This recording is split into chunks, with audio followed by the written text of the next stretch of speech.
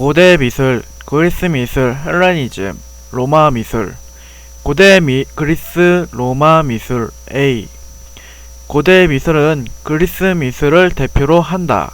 물론 우리가 잘 알듯 그리스 이전의 시기에도 인류는 예술 활동을 해왔다. 멀리는 원시 시대에도 동굴 벽화나 토기를 통해서 그들의 미적 활동을 확인할 수 있다.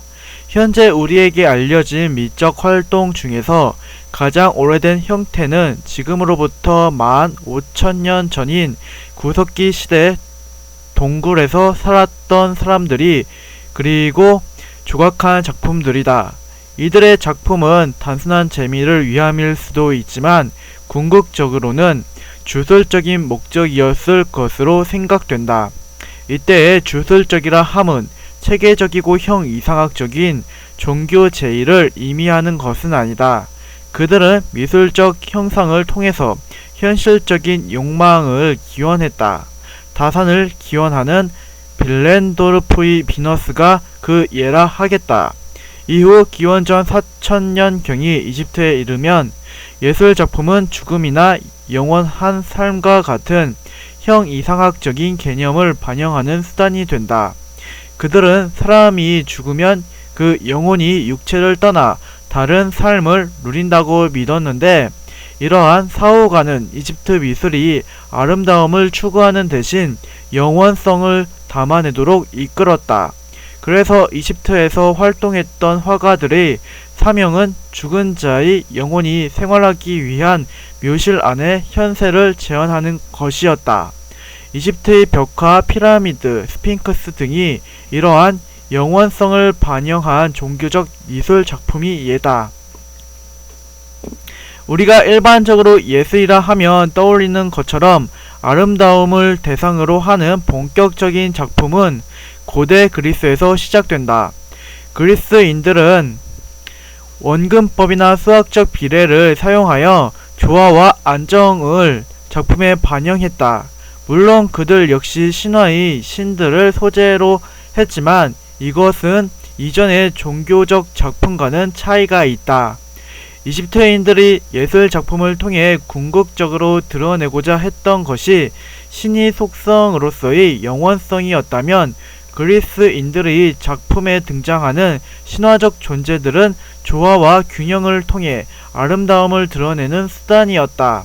쉽게 말해 이집트에서의 예술은 종교를 위한 수단이었으나 그리스에 와서 예술은 독자적인 가치로서 목적 그 자체였던 것이다. 고대 그리스의 미술 작품은 조각이나 건축에서 성과가 컸다. 파르테논 신전이나 에렉테움 신전이 이를 대표한다. 그리스 미술이 한층 더 변화하고 발전할 수 있었던 계기는 알렉산드로스 대왕이 대제국 건설이었다. 알렉산드로스는 그리스 주변에 있던 마케도니아라는 국가의 왕으로 짧은 재위 기간 동안 그리스, 페르시아, 인도에 이르는 대제국을 건설했다. 마케도니아는 그리스에 인접해 있던 까닭에 그리스의 영향을 많이 받았다. 특히 알렉산드로스의 스승이 아리스토텔레스였기 때문에 알렉산드로스는 그리스 문화에 대한 동경을 가지고 있었다. 알렉산드로스에 의해 건설된 대제국의 문화를 헬레니즘이라고 하는데, 헬레니즘을 번역하면 그리스 문화와 같은 문화 정도가 된다.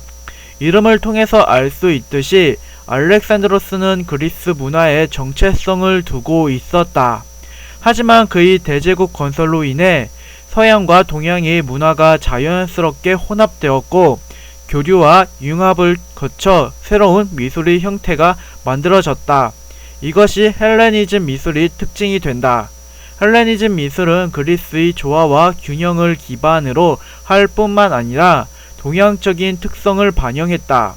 또한 제국이 위용에 걸맞은 강렬하고 극적인 인상적인 효과가 강조되었다. 라오코는 이러한 특징을 잘 드러낸다. 라오코는 큰 뱀에게 칭칭 감겨 몸을 뒤트는 라오콘과 두 아들이 고통을 표현하고 있다. 이 외에도 사모트라케의 니케, 밀로의 비너스가 대표적이다. 실제로 이 작품들은 당장이라도 살아 움직일 것만 같으며 그 강렬하고 격정적인 동작이 눈에 보이는 듯 하다. 대제국의 헬레니즘 문화는 알렉산드로스 대왕이 33살에 유절하면서 와해되어 갔고 결국 신생 제국으로 떠오르던 로마에 흡수되었다. 이탈리아 반도의 작은 마을에서 출발한 로마는 1세기 무렵에 지중해를 중심으로 유럽 전역을 지배했다. 실제로 당시 로마 면적은 현재 미국이 3분의 2에 해당한다. 로마인들은 그리스 정복에 성공함으로써 평소에 갖고 있었던 그리스 미술에 대한 절대적인 동경을 현실에서 단번에 접할 수 있는 계기를 마련했다. 그리고 그리스인들의 우수한 문화를 바탕으로 국제적 성격을 띤 미술로 확장했다. 그리스와 로마의 미술이나 신화, 문화가 유사한 것은 이러한 이유에서 비롯된 것이다. 건축으로는 거대한 원형 경기장인 콜로세움, 로마의 모든 신에게 바쳐진 판테온 신전이 남아있다. 정리해보면 고대 미술은 그리스 미술, 헬레니즘, 로마 미술로 이어지는 예술로서 기본적으로 그리스 정신을 기반으로 한다. 다양한 소재와 기교 속에서도 그 근본은 조화와 균형, 비례의 아름다움을 추구한 것이 그리스 정신이라고 할 수 있다. 이 시기의 미술은 일반적으로 우리가 미술이라고 할 때 1차적으로 떠올리는 가장 이상적이고 상식적인 모습으로 절대주의적인 측면을 갖는다. 실제로 예술 철학이나 미학에서는 가장 근본이 되는 그리스 미술의 양식을 미대이론이라고 부른다. 그리고 이러한 예술적 정신은 근대에 이르기까지 역사적 흐름 속에서 예술가들이 끊임없이 회귀하고자 하는 이데아적 모델이 된다. 앞으로 등장할 르네상스 미술, 고전주의, 신고전주의에서 이러한 모습이 반복된다. 중세 미술, 초기 그리스도교 미술, 로마네스크 고딕. 초기 그리스도교 미술 A. 아름다움의 이데아를 추구했던 그리스 로마 미술은 중세가 되면서 자취를 감춘다. 이유는 크게 두 가지로 나눠 생각해 볼 수 있는데, 우선 중세 초기 환경적 요인이 있다. 중세 초기라 할 수 있는 500여 년간은 전쟁과 약탈이 반복되는 정치적 혼란기였다. 논란이 있기는 하지만 우리가 중세를 암흑시대라고 평가하는 것이 정당하다면 그 이름에 가장 잘 부합하는 시기가 중세 초기라고 하겠다. 이러한 정치적 혼란 속에서 예술이 발전하기는 어려웠다. 그리스 로마 미술이 쇠퇴한 두 번째 이유는 내적인 측면으로서 그리스도교의 탄생 배경과 관련된다. 근대 철학자 니체에 따르면 그리스도교는 자신들의 주인이었던 그리스 로마 문명에 원한을 가진 유대인이 원한이 도덕을 근간으로 한다. 주인이 가진 좋은 것을 악으로 규정한 이들은 인간적이며 진취적인 그리스 로마의 문화를 인정할 수 없었다.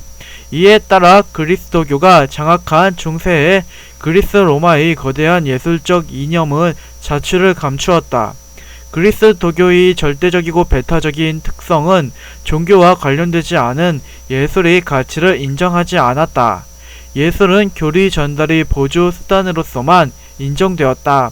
이러한 종교 중심의 세계관이 시대 전체를 지배하고 있는 상황에서 예술은 사실상 퇴보했다.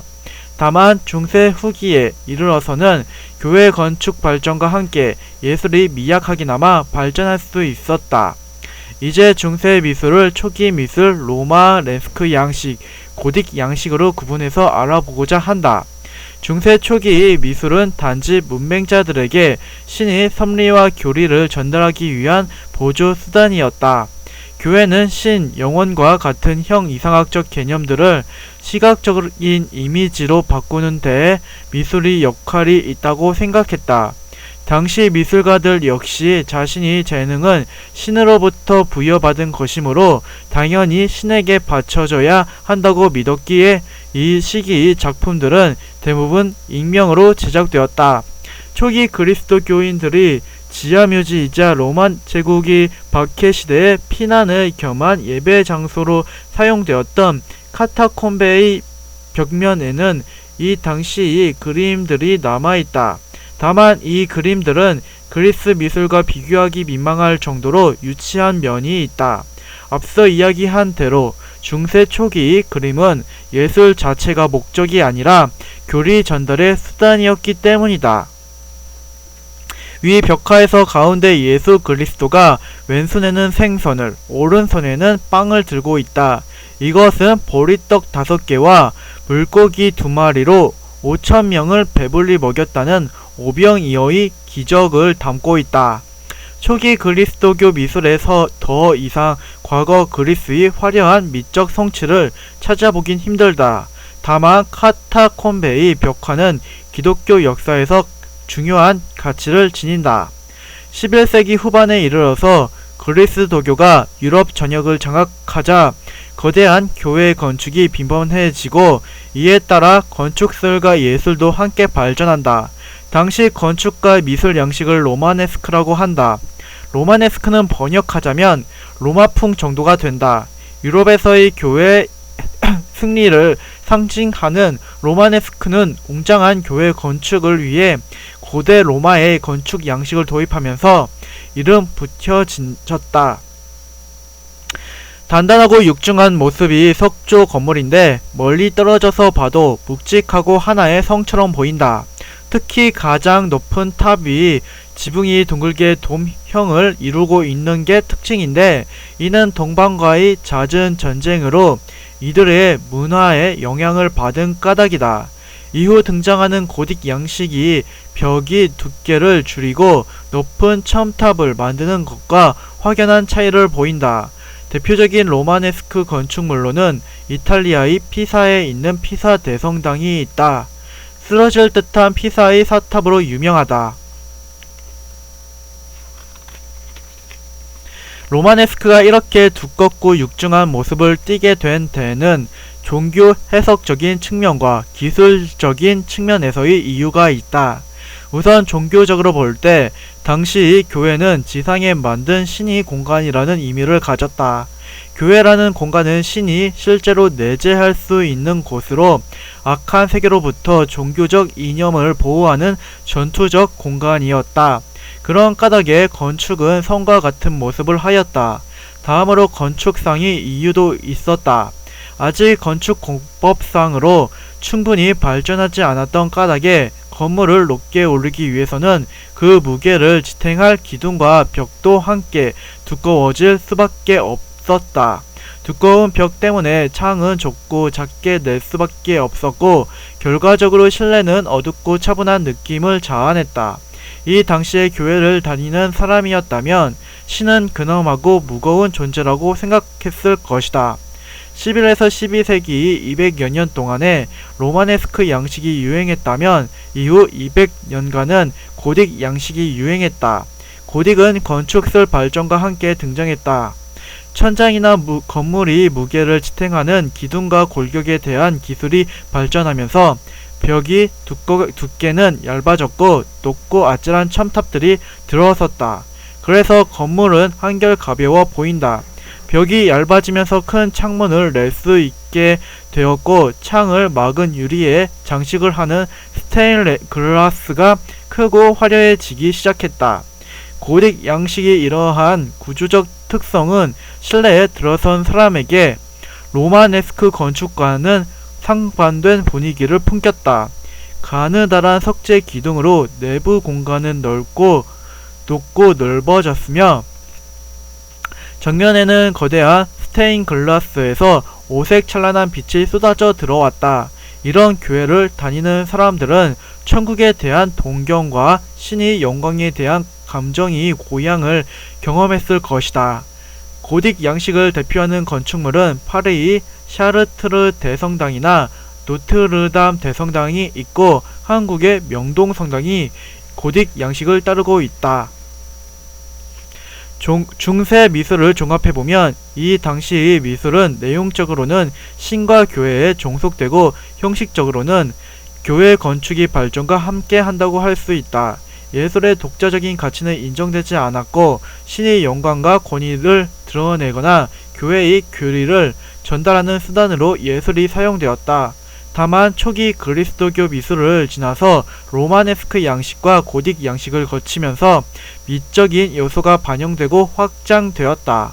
중세 미술은 절대적이고 보편적이며 불변하는 진리로서의 신에 대한 미술이지만 그렇다고 해서 고대 그리스 로마 미술처럼 절대주의적 미술로 평가할 수는 없다. 내용상 절대적인 존재를 다루고 있으나 예술의 본질로서의 아름다움의 형식에 있어서는 퇴보한 느낌이 강하다.